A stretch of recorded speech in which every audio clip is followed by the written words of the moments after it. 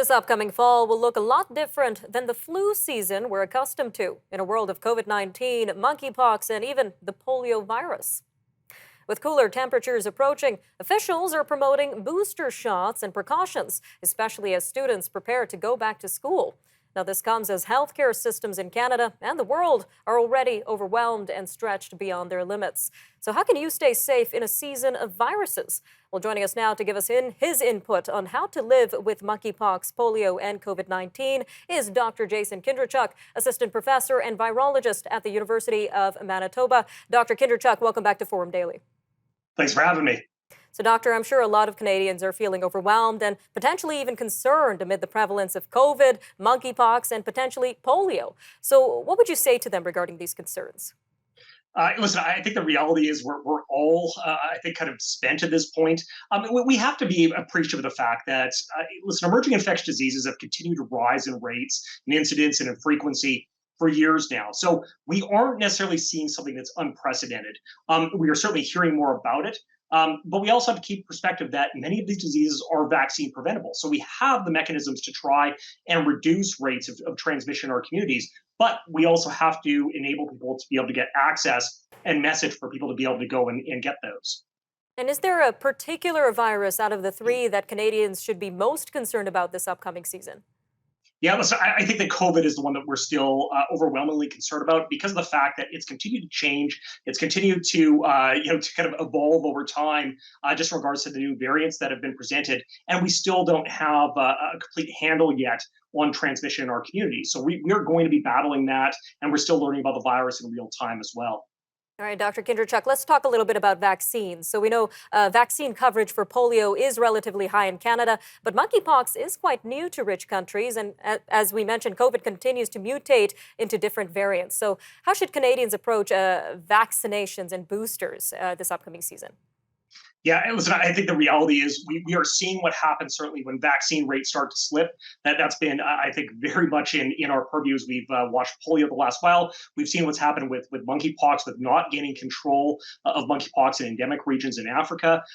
We have, again, the tools to be able to get these under control and to try and get some foothold on severe disease in all of these cases. So I think for Canadians, it's important to continue to get good messaging, get good information in regards to vaccination, and maintain up-to-date vaccinations for you and your family. And staying on the note of vaccinations, we know today the FDA authorized its first updated COVID boosters to target the newest variants. So tell us a little bit more about these new boosters. How resilient are they against these mutated virus variants? Yeah, it's a great question, right? Listen, I think we're still learning what the overall effectiveness is of these vaccines against the certainly the new strains or the new variants of COVID-19 that we've seen. We have to be appreciative that the vaccines we've already have continued to provide us protection against the most severe aspects of disease, regardless of what variant has been thrown at us. We've seen reductions in the ability to block infection. But that other part, that severe disease component, has maintained intact. So I think that's one thing important for us. So this may provide us with a boost with getting some handle on transmission, but we continue to have to evolve our strategy as the virus continues to change. All right, Dr. Kinderchuk, what other steps can Canadians take other than vaccination to protect themselves in this world of viruses? Yeah, listen, the most important thing that I think we need to get across to people is we know where the vast majority of emerging infectious diseases are emerging in regard to hotspots across the globe. We need to enable access to vaccines and therapeutics in those regions. We need to increase surveillance. We need to increase infrastructure. All of these things in a global community will ultimately have effects for us. So if we can get a foothold in those regions, we ultimately will reduce the burden across the globe. And what are you watching for as we approach the autumn and winter seasons, Doctor? Yeah, everything. Really watching what happens with monkeypox as we start to see some receding overall in cases. What happens? Will we start to see that cases pick up if people start to lose some of those societal changes that they've made to reduce infectious rates? Certainly, as we move into fall, what happens with COVID next? As kids go back to schools, we all go back to a more normal lifestyle, and we introduce the cold into all of this. What happens with those rates of infection? So I think we need to kind of wait a little bit with bated breath to see what happens, but also be as ready as we can to respond. All right. Thank you again for another informative interview, Dr. Kindrachuck from the University of Manitoba. Thank you. Stay with us. Up next, we'll take a look at news from around the world, of course. UN nuclear inspectors are on their way to a power plant in Ukraine.